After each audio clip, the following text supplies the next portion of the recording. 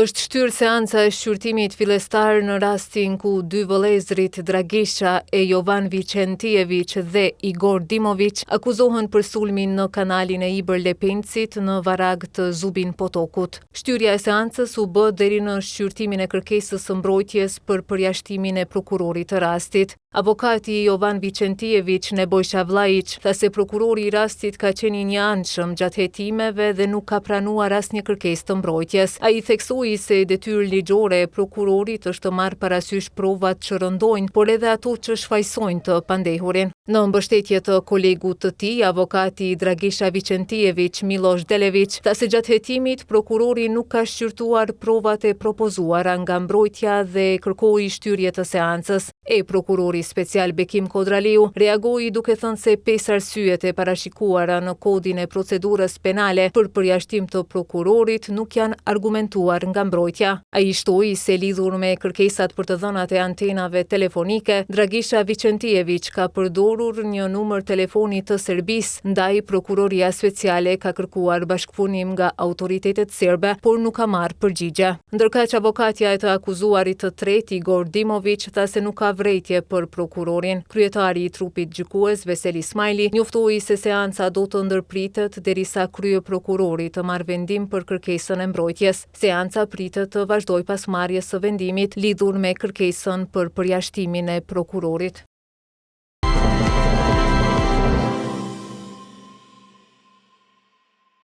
Kryeministri në detyrë i Kosovës, Albin Kurti, në një intervistë për AFP-n ka folur për zgjedhjet e parakohshme të 28 dhjetorit. Kurti ka thënë se partisë së tij, Lëvizjes Vetëvendosje, në këto zgjedhje i duhet një fitore me mbi 50% të votave. Ai ka folur edhe për marrëdhëniet Kosovë-Serbi, ndikimin rus në rajon, si dhe marrëdhëniet Kosovë-SBA. Kurti ka thënë se Kosova duhet t'i normalizojë marrëdhëniet me Serbinë, por se kjo është e vështirë kur në Serbi ka një regjim autoritar. Ai ka thënë se për ta rifilluar dialogun, Serbia duhet ta dorëzojë Milan Radojčićin, që akuzohet se udhëhoqi sulmin terrorist në Banjsk me 24 shtator të vitit 2023, gjatë të cilit u vra reshteri policor Afrim Bunjaku. Kurti ka thënë se shpreson që Bashkimi Evropian, Gjermania dhe Franca t'i bëjnë presion Serbisë që ta dorëzojë Radojčićin.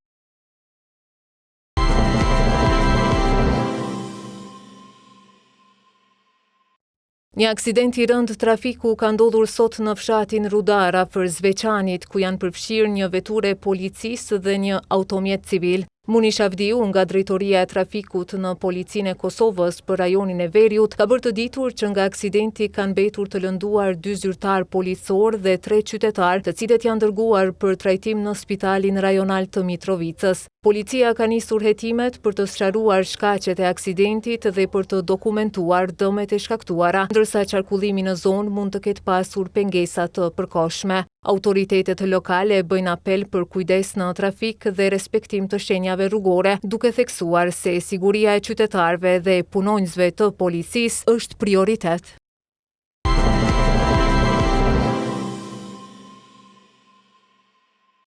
Bloku B1 i termocentralit Kosova B ka rënë nga sistemi sot në mëngjes, sipas të dhënave të publikuara në rrjetin evropian të operatorëve të sistemeve të transmetimit për energji elektrike për prodhimin e energjisë në Evropë. Të dhënat e publikuara tregojnë se në mëngjes kanë qenë në funksion bloqet A3, A4 dhe A5, si dhe ai B2, por jo B1. Bloku B1 një ditë më parë kishte kapacitet prodhues prej mbi 200 MW për orë. Rënja e tij ndodh në kohën kur autoritetet po kërkojnë kursim të energjisë dhe kanë nisur me reduktime, për të cilat kanë thënë se po ndodhin si pasojë mbi ngarkesës.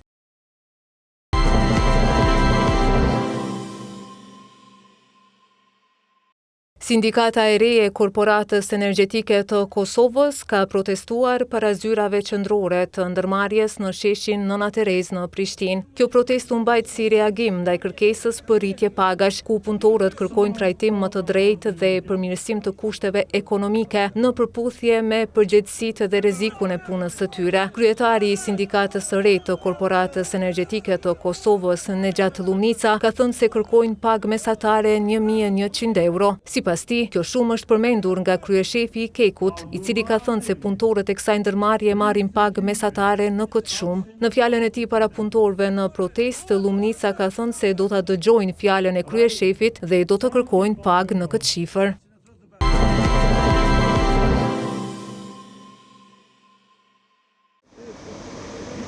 Ministria e Punëve të Jashtme dhe Diasporës ka njoftuar se sot do të ketë bllokim të përkohshëm të qarkullimit rrugor në segmentin rrugor në fshatin Kastrat të Kurshumlis në Serbi për shkak të aktiviteteve të paralajmëruara nga banorët lokal. Sipas njoftimit, bllokimi do të zgjas nga ora 11:50 deri në orën 15:50. Po ashtu MPJD bën të ditur se bllokimet të qarkullimit janë paralajmëruar edhe në data të tjera. MPJD ka këshilluar qytetarët e Republikës së Kosovës, të cilët kanë planifikuar udhëtime drejt vendlindjes apo janë në tranzit përmes këtij segmenti rrugor, që të planifikojnë me kohë lëvizjet e tyre dhe të shfrytëzojnë rrugë alternative me qëllim të shmangjes së pritjeve, vonesave apo pengesave eventuale në qarkullim.